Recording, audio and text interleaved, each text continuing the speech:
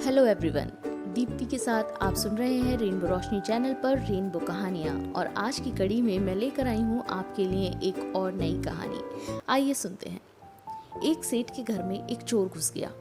कमरे में कुछ खड़खड़ की आवाज हुई तो सेठानी चौंक उठी। उसने अपने पति को जगाकर कहा, मुझे लगता है कि अपने घर में कोई चोर घुस आया है। सेठ ने कहा, हाँ, जरूर आया होगा, रात के समय और कौन आ सकता है। ये कहकर उसने चादर सिर तक तान ली। सेठानी ने दरवाजे के छिद्र में से देखा। चोर ने तिजोरी खोल ली है और रुपए और जेवर आदि कपड़े में बांध रहा है। सेठानी ने पति से कहा, जल्दी उठो, उसने सारी संपत्ति कपड़े में बांध ली है।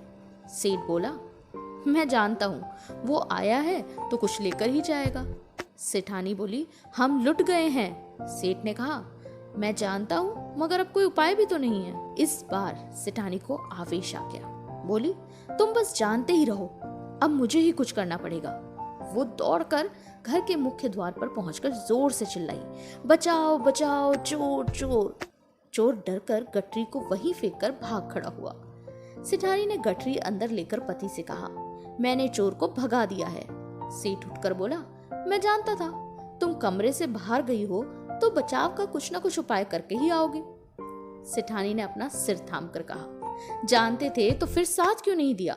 दोस्तों, इसी तरह आज हम जानते हैं लेकिन ज्ञान को अपने आचरण में नहीं उतार पाते। ज्ञान केवल जान लेने मात्र से कुछ भी लाभ होने वाला नहीं है। उदाहरण के तौर पर हम सर्प को भी जानते हैं, इसलिए उसके मुंह में तो क्या, पूंछ को भी हाथ नहीं लगाते।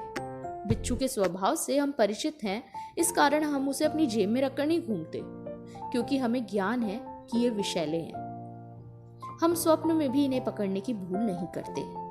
आज हमारे तन में जितने रोग नहीं हैं, उससे कहीं अधिक रोग हमने अपने मन में पाल रखे हैं। हमारा चिंतन सकारात्मक कम और नकारात्मक अधिक हो गया है। जीवन की ये मस्ती ही जीवन की कश्ती को डुबो देगी। अभी भी हमारे पास समय है। हम जागे, अंधकार से बाहर निकलें और जीवन को संवारने का प्रयास करें और अपने ज्ञान को केवल ज्ञान तक सीमित न रखकर उसे अपने आचरण में उतारने का प्रयास करें। तो आज की कहानी यहीं तक। आपको ये कहानी कैसी लगी अपने कमेंट्स द्वारा हमें जरूर बताइए।